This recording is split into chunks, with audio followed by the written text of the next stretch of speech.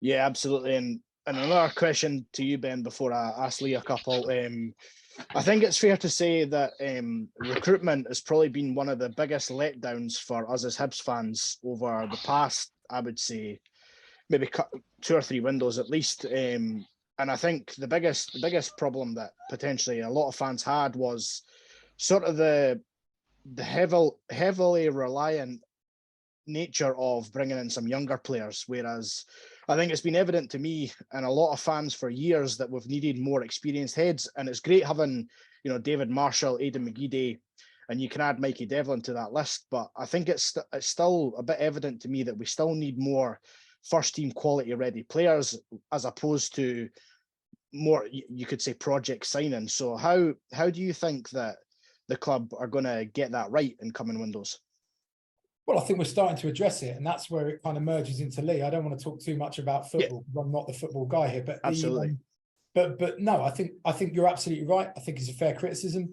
I think it's often one of the hardest balances to get, that blend of kind of young, almost, dare I say it, kind of asset-driven players where you're bringing them in, you want them to complement the squad and then perhaps have increased their sell-on value, with experienced operators that can do the job and get results in what is a really hard league. But I kind of feel like I'm crossing over Lee's area here. So what I'll do is I'll kind of let him talk to you about that blend and that mixture between kind of youth and experience. Yeah, I think there's no doubt that you're absolutely right. What you want is when you're bringing a young player through, and remember what I've hammered lately in terms of the media and the messaging is like what I'm looking to do, or what we're looking to do is reduce the quantity, increase the quality, and then have a pathway for the young players to come through.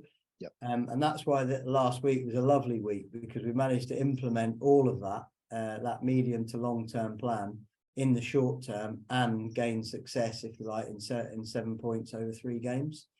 So, like, you're right. In terms of bringing in those ready-made players, it's really important.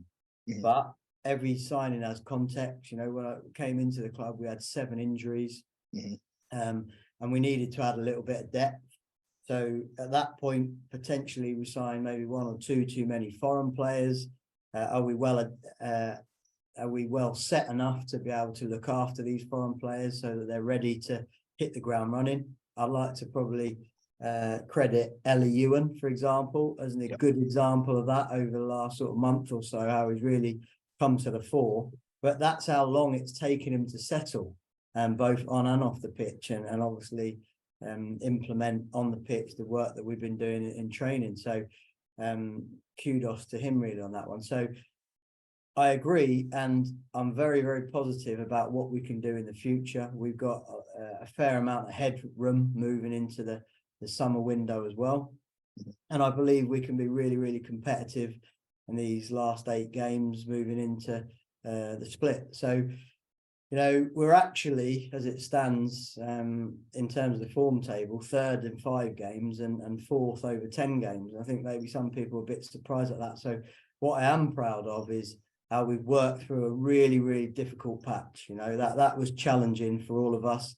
It was a collective challenge. It was a personal challenge. We battled, and we feel like we've been battling all season, whether it's against VAR, whether it's against bad decisions, whether it's against poor results, an injury list that has hit us badly at the top end of the pitch, and I think we've got a better squad on paper, if you like, than we've been able to utilise. So that would have been lovely to have a full pre-season with the current squad. Unfortunately, we haven't been able to have that, and therefore we've been hurdling various challenges throughout the season. But hopefully we're starting to see that little bit of consistency now of the work. I think the training ground environment has improved drastically by getting the players out in January. And that's no disrespect to any individual player. That's just the fact that if you've got 12, 13 players walking around the place that know they're not going to get a minute in the first team, it can be difficult for them. And sometimes they just need to move on and crack on with their careers.